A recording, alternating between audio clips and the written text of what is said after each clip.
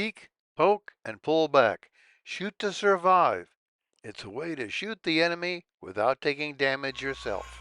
Make it a point to always engage your map, keep it there, and watch it. You'll see why it's valuable later in the battle. As the mediums and lights do their job and move into the dunes, I move up to a spot which will allow me to protect them. I'm hidden because I'm behind a bush. That means I'm concealed, not in cover. I don't go with them because one of my jobs is protecting the base. Our team heavies start to make a mistake. Note on the map they are moving down into the dunes, leaving the entire northwest sector unprotected. They assume that where they see those tanks, the rest of them must be there. They are failing to anticipate what the enemy might be doing. I prefer to shoot the enemy at a distance, not engaging them close up. That leads to getting killed. You'll be in better position to help your team if you're alive. And if you're alive at the end, that means you've scored a win.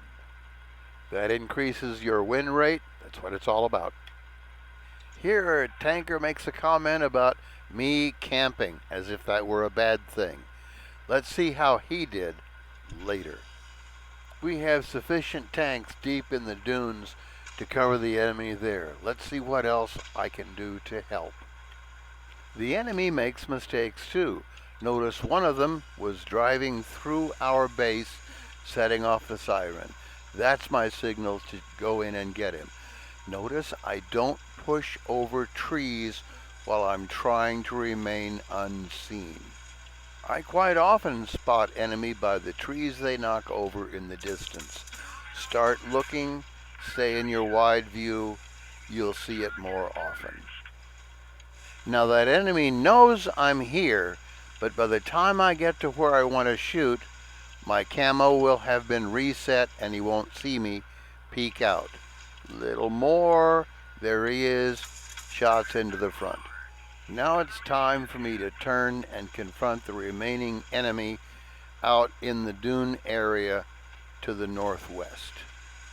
At this point, they already know I'm here, so knocking over a tree isn't that big a deal for me. Still, move forward. My camo's been reset. They can't see me till I poke, and I am ready to take another piece out of that annihilator. When I use the words peek and poke, that means I hide behind cover, then peek out, poke the enemy, and pull back into cover. I give them as little opportunity to get me as possible.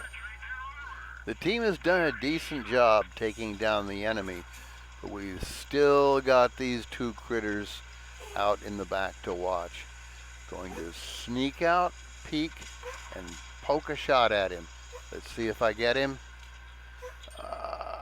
Not quite. That's all right. I've got plenty of time. Again, withdraw into cover.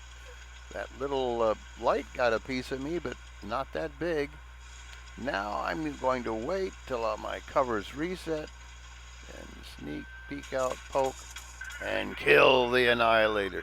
Here comes that light. He thinks he's going to get me, but he's made one mistake. He's moving before he reloads.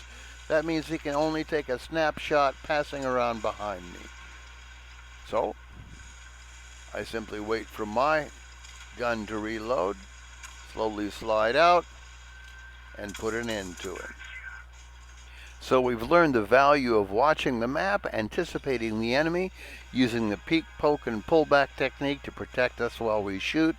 And notice at the end, the camping complainer finished 6th with no kills. I'm 2nd with 2 kills.